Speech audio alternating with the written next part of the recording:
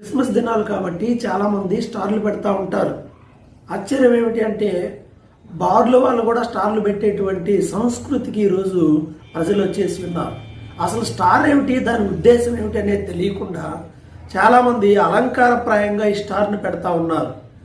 కానీ బైబిల్ చెప్తుంది, జ్ఞానులు యేసు ప్రభువును చూడటానికి బయలుదేరినప్పుడు వారికి సరైన మార్గం తెలియనప్పుడు దేవుడు వారికి తానున్న ప్రాంతాన్ని చూపించడానికి ఆకాశంలో ఒక నక్షత్రాన్ని పుట్టించాడు.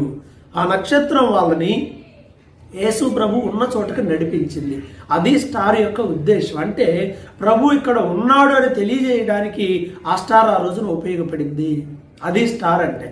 కానీ దాన్ని ఒరిజినల్ యొక్క ఉద్దేశాన్ని చాలామంది గుర్తు తెలియకుండా ఏదో లోకంలో అదొక ఆడంబరంగా, అదొక స్టైల్గా, అదొక ఫ్యాషన్గా చేస్తూ ఉన్నారు.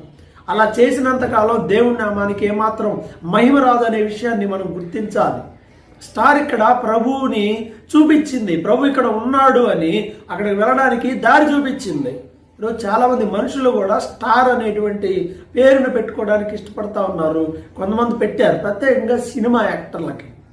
వాళ్ళు అసలు అబ్సల్యూట్గా దానికి ఏమాత్రం కూడా పనికిరారు. ఎందుకంటే వాళ్ళు ఎవరికి దారి చూపించరు. వాళ్ళు ఎవరిని కూడా ప్రజల నీతిమంతులుగా చేయడం లేదు.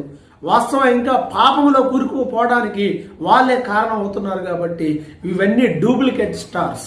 ఒరిజినల్ స్టార్ ఏమిటి అని అంటే ప్రజలను నీతి మార్గంలో నడిపించేవాడే ఒరిజినల్ స్టార్. దానియేలు గ్రంథం 12వ అధ్యాయం 3వ వచనం నుండి చదివితే బైబిల్ చెప్తుంది కదా, ఎవరైతే అనేక మందిని నీతి మార్గమును అనుసరించి నడిచేటట్టుగా చేస్తారో వారు ఆకాశ మండలంలోని జ్యోతుల వలె ప్రకాశిస్తారని బైబిల్ చెప్తుంది.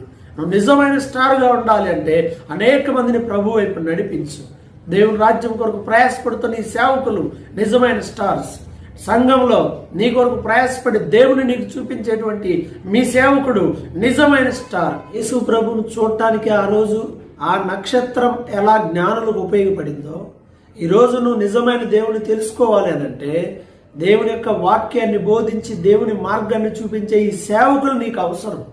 ఈ సేవకులు చూపించేటువంటి ఈ మార్గంలో నడిస్తే తప్ప నీకు యేసు ప్రభు దర్శనాన్ని నువ్వు చూడలేవు. పరిశుద్ధ గ్రంథం నీకు ప్రభువుని చూపిస్తుంది. నిజమైన దేవుని సేవకుడు నీకు ప్రభువుని చూపిస్తాడు. ఈ మార్గంలో నడు, తప్పకుండా ఈ క్రిస్మస్ దినాల్లో నువ్వు ప్రభువును కనుగొంటావు.